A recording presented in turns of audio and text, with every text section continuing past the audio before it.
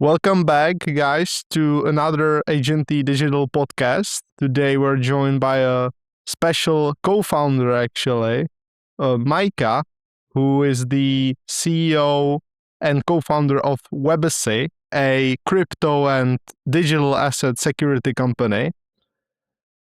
Maika, why don't you introduce yourself and tell a little bit about what you guys do? Yeah, happy to. Thanks for having me. I'm excited to be here. My name is Maika Isogawa, and like you mentioned, I'm the co-founder and CEO of Webacy. And you had a pretty good intro. We do digital asset risk intelligence and due diligence for everything on chain.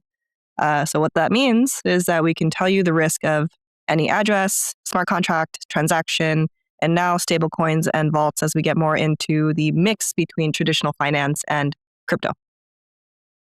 Got it. Okay. And Webacy has been around for 4 years.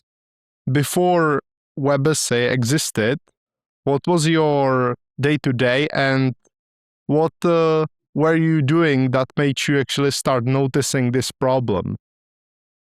Yeah, it's a great question. My background's a little odd. I'll tell you part of it just because I think it matters to how I got into crypto in the first place.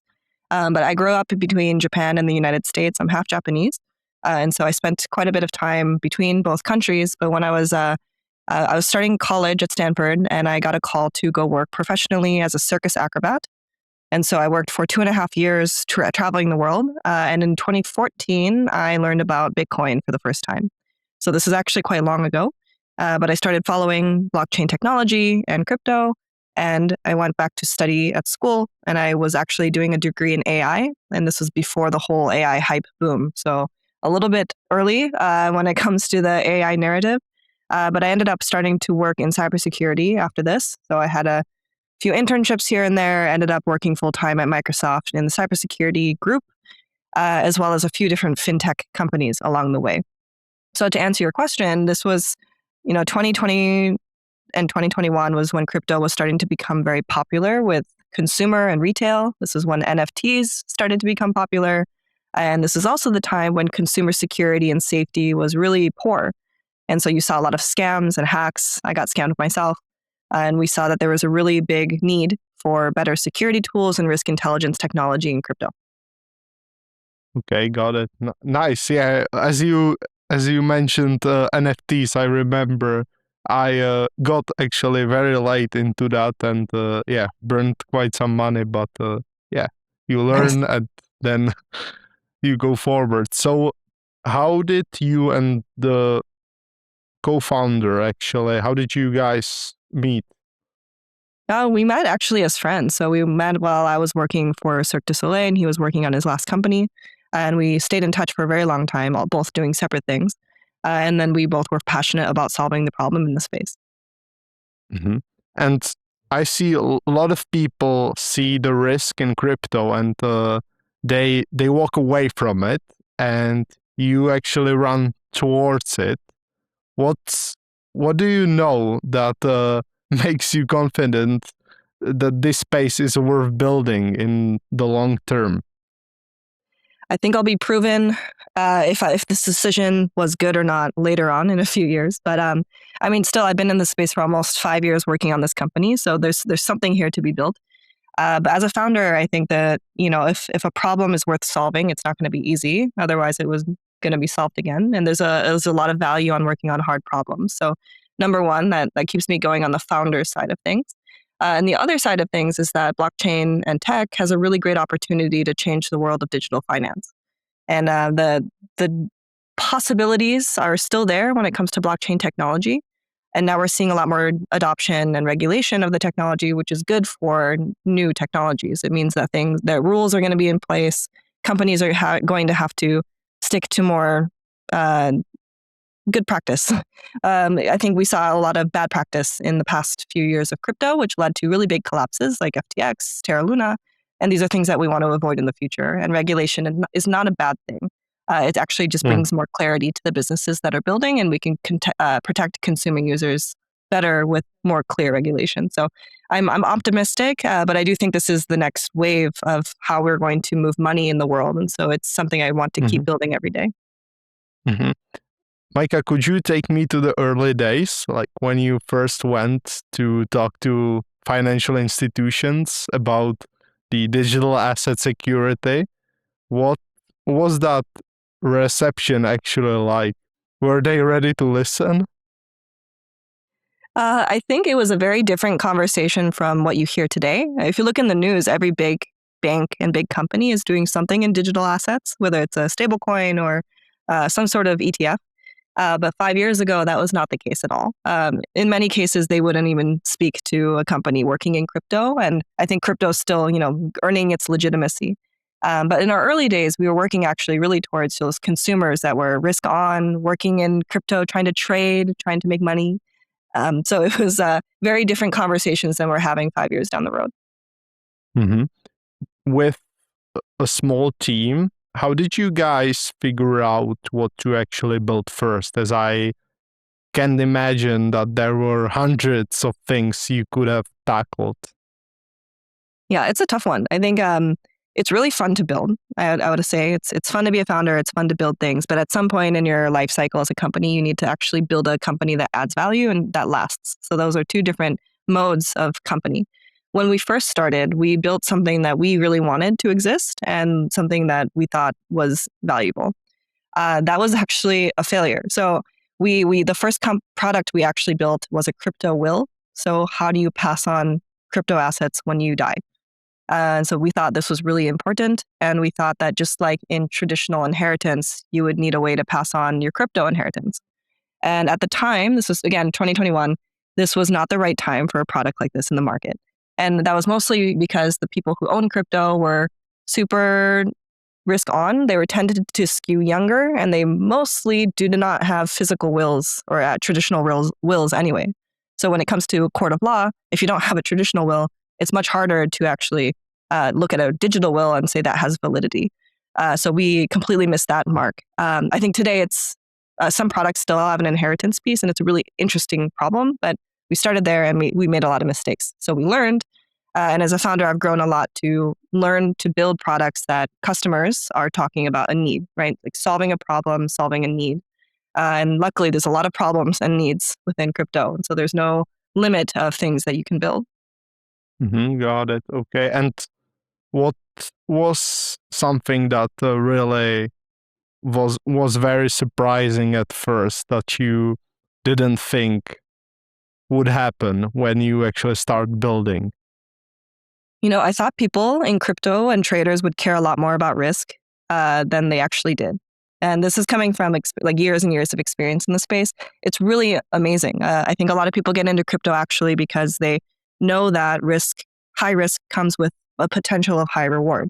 And this is why we're seeing prediction markets. And this is why we're seeing gambling technologies succeed on crypto, is because people want high risk, high reward. And they're not actually afraid to lose money in some cases. We see obviously a lot of different hacks and incidents that happen where people lose a lot of money, and we are really that's a really unfortunate situation in the space. But I was surprised to find how many users did not care too much about risk as long as there is the hope that they could make a lot of money if they were to bet on the right thing. Mm-hmm. I can imagine that actually enterprise sales to financial institutions are notoriously slow, right? Has there been like a moment where you genuinely questioned whether the timing was right for what you are actually building? Yeah, this is a great question, and you're so right. Enterprise sales, the sales cycle is really meticulously long, and these corporates often have really large teams that are difficult to navigate.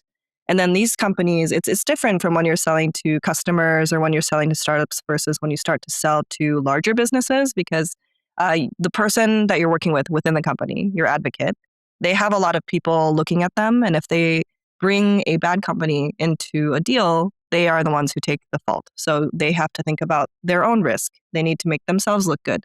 And so you are battling a much different fight when you are selling to institutions versus consumers. Today, you still have to deal with that. I think companies need to understand the sales cycle for these institutional sales can be really long, like 6 months, a year sometimes. And the due diligence process of KYB to become a vendor is also really strict. So you have to make sure your paperwork's in order. You need to have a lot of security in place. We're going through our SOC 2 right now. There's a lot of maturity signals that you need to have as a company. And so we are very quickly growing to meet these standards, but it's a very different battle than B2C sales. Mm-hmm. If Webacy actually looks the way you want it to look 3 years from now, what's the thing that had to go right to get there? Ooh, that's a good question. I think we need to win some of these larger deals for sure. Like we need to convince a few bigger players in the space that having risk intelligence visible and transparent is very positive for the ecosystem. And I think we're seeing a lot of companies wake up to that. As more regulation comes, as we see, unfortunately, quite a few hacks and vulnerabilities happened in 2026 already, early this year, and it's only going to continue. The importance of risk intelligence, proper due diligence, and safety is going to only increase. So all things are pointing in our favor, but now we just need to execute as a team. Mm-hmm. If you could pass down some kind of advice to financial institutions, what would it be? Ooh, great question. I think financial institutions are really used to, and it makes sense why they're used to, systems that protect them from mistakes. So if you make a transaction, you have a way to revert it or you can pause it. There's a lot of safety mechanisms in place that can help you fix a oopsie if you make one. In crypto and on blockchain rails, there is a lot less safety measures and ability to revert any kind of transaction. So they actually need to move their systems of risk analysis into that new environment. And they're not quite set up to do so with the old systems that they have.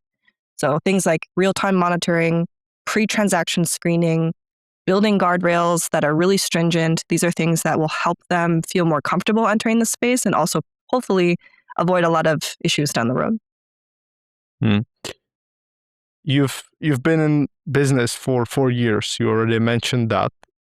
With all of that experience that you've gathered over the years, if you would to start Webacy tomorrow, would something change in terms of how you would build it? Ooh.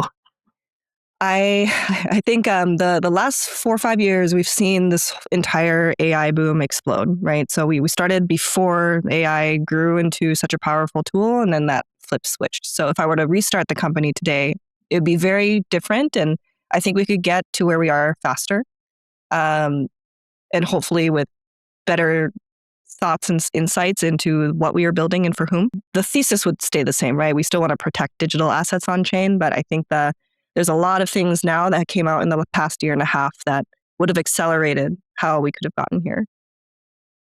Okay, great. Maika, thanks for joining the podcast. Before we wrap up, I wanted to ask you, where can people find you? Where can they find what you guys are building? Yeah, thanks for having me. It's been fun. You can find Webacy at webacy.com and dd.xyz. Okay, well, thanks for joining, and we'll see you in the next one. Thank you.